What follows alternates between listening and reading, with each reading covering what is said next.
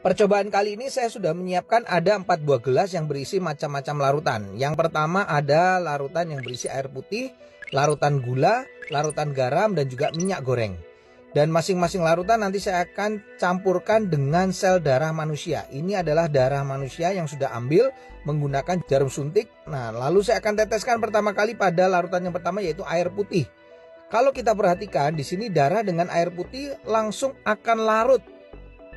Bahkan ini saya siapkan ada batang pengaduk, saya akan aduk sampai dengan merata, dan di bagian batang pengaduknya pun juga tampak bersih, tidak ada darah yang menempel. Ini artinya darah dengan air dia akan terlarut sempurna. Lalu bagaimana dengan larutan gula? Saya akan teteskan darah pada larutan gula. Kalau kita bandingkan dengan air putih tadi, pada larutan gula ini sel darahnya tidak akan larut ke bawah, justru dia akan mengendap di bagian atas. Dan akan saya gunakan batang pengaduk. Nah, Anda bisa lihat ini beda sekali. Sel darahnya justru menempel pada batang pengaduk. Ini kenapa?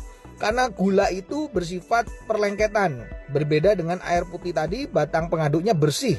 Makanya orang kalau kena diabetes, terjadi perlengketan pada darahnya, mengalami rasa haus, kemudian sering buang air kecil, dan akhirnya suka ngemil.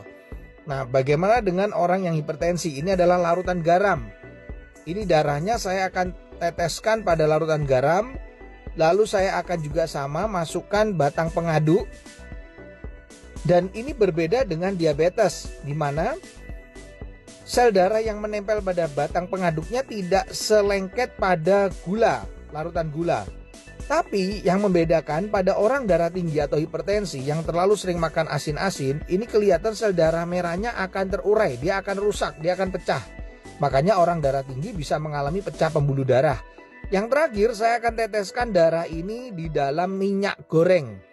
Nah, kalau saya teteskan ini langsung bisa terlihat sel darahnya nggak bisa larut, tidak juga ya mengendap di bagian atas, tapi justru menggumpal-gumpal. Ini membuktikan bahwa orang yang tinggi kolesterolnya akan mengakibatkan penggumpalan sel darah. Jadi sel darahnya akan menggumpal-gumpal, dan ini yang bisa menimbulkan penyumbatan pada pembuluh darah. Ini adalah percobaan sederhana yang saya lakukan dengan menggunakan 4 macam larutan yang berbeda.